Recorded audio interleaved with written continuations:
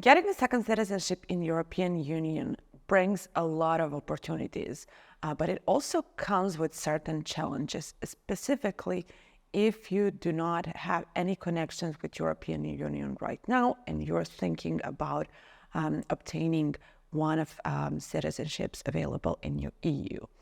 So in today's video, we are going to talk about some of the perspectives of getting an EU citizenship.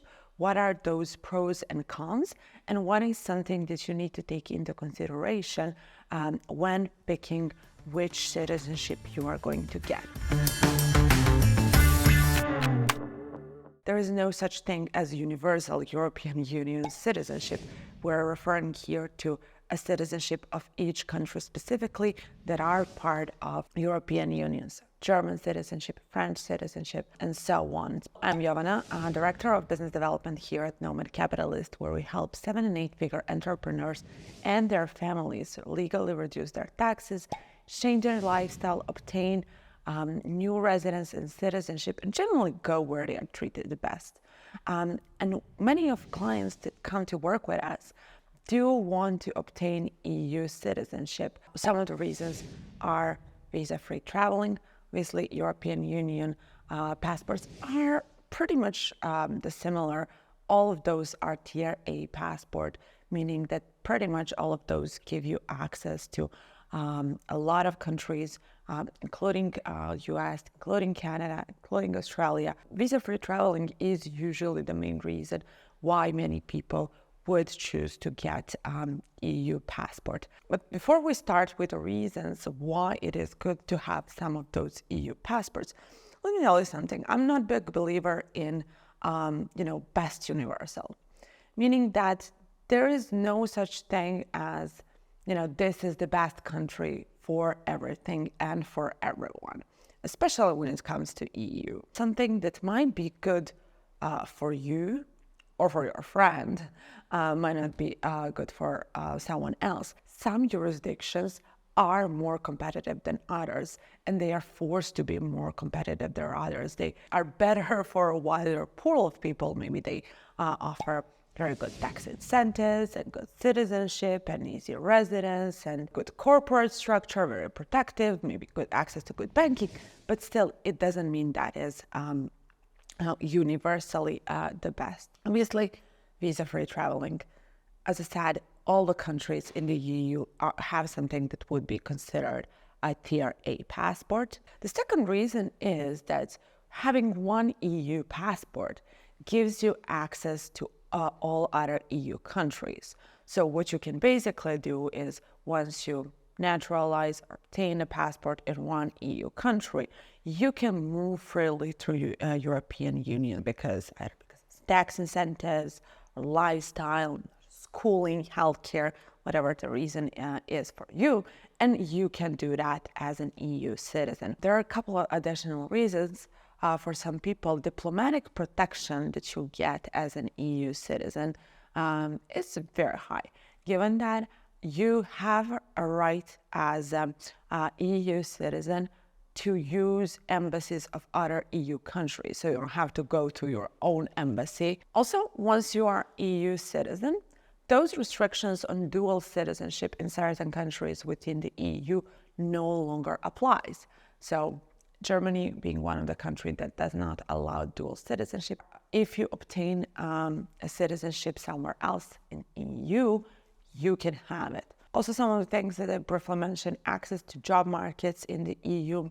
Obviously, healthcare doesn't necessarily mean that it is free once you cross the border, but you will definitely have a more preferential treatment. As far as education goes, there is a lot of incentives within the EU for that cross-border student exchange. Students are allowed to study in any other EU country. For some, citizenship-based taxation is a big issue. Many people think, EU will start doing it. But here is the thing, some countries won't, so we don't think that will come as a block action. But we also think that if that comes, which will definitely not going to be anytime soon, if that comes, countries that start applying that will definitely be more flexible if you are within the EU rather than outside of it.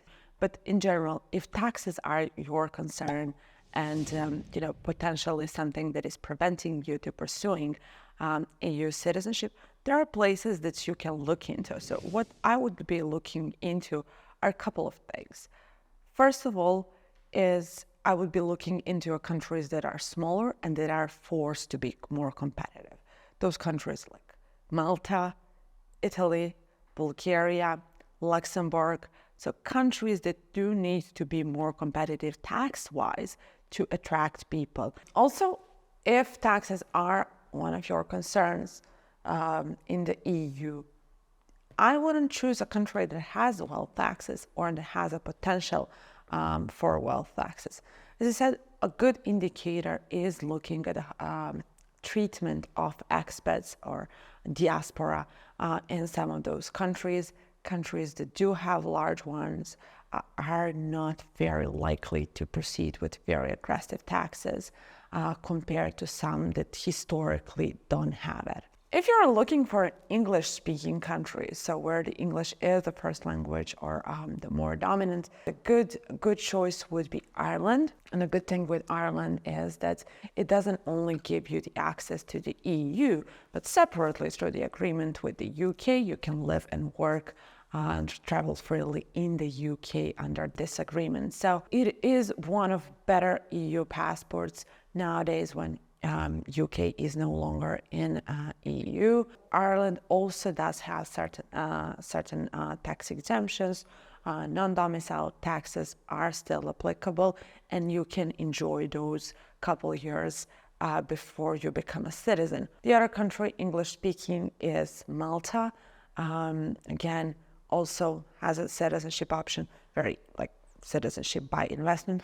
But Malta is a good option if English and taxes are of your concern. You can combine all of those or kill all of those in Malta. Obviously, lifestyle is a sacrifice, but you can spend some time on other locations. If personal freedoms are of your concern, again, I would probably be looking into some of smaller countries that historically were more relaxed. Bulgaria, Czech Republic are some of those places where there is in general high level of personal freedom. If you're looking for some additional perks, so you don't want just EU, you want something extra on the top of it, Ireland does have this dual access to EU and the UK.